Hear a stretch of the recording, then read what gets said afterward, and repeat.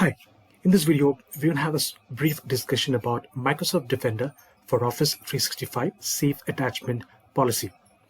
As we all know that modern workspace is a new norm. It is being adopted across organizations across the globe. It involves work from anywhere and from any device and involves a combination of many collaboration and messaging tools. And so does it involves the introduction of a threat vector into the organizations.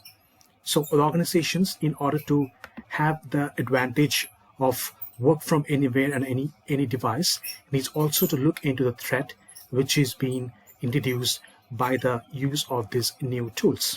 So Microsoft has got its own suite of products called Microsoft Defender, which has two categories: Microsoft Defender for end user endpoints and cloud and hybrid endpoints, which is Azure Defender. So it has got its own suite of products to cater this increased risk. But in this video, we are actually going to specifically look at Microsoft Defender for Office 365, which is a part of Microsoft Defender for end user endpoints. And under Microsoft Defender for Office 365, we have a policy called Safe Attachment Policy. So what exactly is Safe Attachment Policy? So as we know that modern workspace requirements involve the collaboration of using emails and other tools, and that may also include attachments. Emails with attachments are sent by users internally and also to users outside the organization. They may receive emails with attachments from external sources as well. And these attachments can be the source of malware. Okay, and if they are not detected or if they are not blocked, they can disrupt your systems. So the attachment needs to be scanned for malware and actioned appropriately as per a policy called Safe Attachment Policy, which is a part of Microsoft 365 Defender for Office 365. So what it basically does is, so any email with attachment, right, it scans. So once you enable the policy for safe attachment, so Microsoft Defender for 365 would scan each and every email with attachment, and it would check for the presence of any malware. And once it checks it, so it will take appropriate action as per the settings which are mentioned in the policy.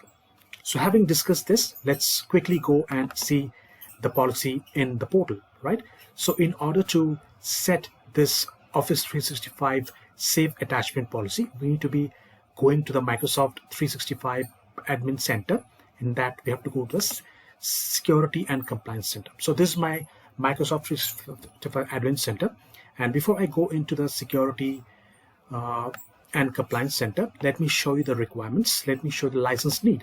So in order for you to have this Safe Attachment Policy, you need to be having a minimum of Microsoft 365 Business Premium. Okay, so I do have that license. That means I am eligible to use that policy. So I need to go to the Security and Compliance Center, which I'm going. Okay, under Security and Compliance Center, I go to the Threat Management, and under that I have a section called Policy. I take that. So if I'm in that, you can see that there's a policy called Safe Attachments, right? I open that, and this is where I can create my different safe attachment policies. So let's create our first safe attachment policy. I just name it as attachment policy. Okay, I can give a description if I want. Go ahead, and these are the important settings that we need to be aware of. So the Microsoft 365 Defender for Office 365 will take action on the detected malwares in the attachment as per the settings that we mentioned here, right? So let's look at the settings one by one. So if you have something called off, so if you put this as off, the attachments will not be scanned for malware. In fact, the email will be scanned, but not the attachments. So attachments will not be scanned.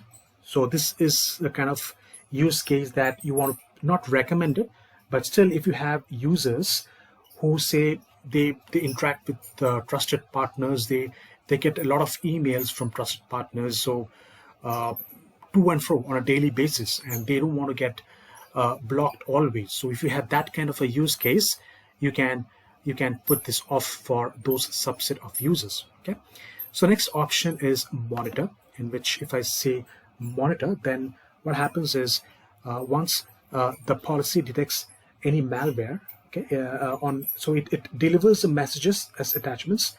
So even if the policy detects any malware to any attachments, it will go ahead and deliver the messages to the recipients, but it will keep track of what exactly happened to the malware. Okay, so it is just for monitoring purposes. It won't block any of the attachments or the email. Okay, and the most restrictive and the recommended one would be block, which is like if and when the policy detects the presence of any malware on any of the attachments, it will completely block the emails and the attachments.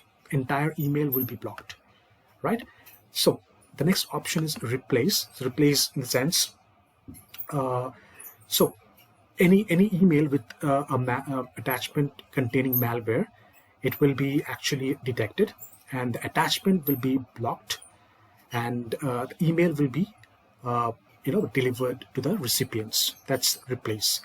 And what happens in dynamic delivery is, so in dynamic delivery, the policy delivers the messages immediately, but it replaces the attachments with a placeholder. So suppose you receive a message, okay, you keep getting messages with attachments.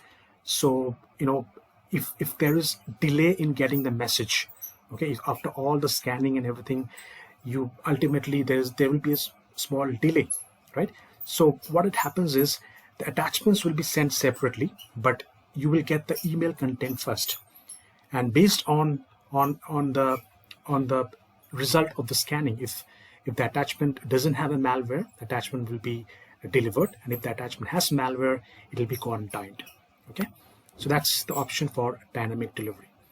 Then you also have an option for redirect the attachment. Suppose you have an attachment with malware, you can enable redirect to a particular email address. That's also possible. So I'm not selecting that. I'm just going to next. And this is where you can scope your policy. You can say that who does this policy apply to? Does it apply to a recipient, or is it apply to a group, or does it apply to your whole domain? So I'm just selecting a domain. I'm going to say that this policy should apply to all the users in my domain, cloudexperts.club, right? And having done that, that's it. I just go and review my settings and click on finish. That's it.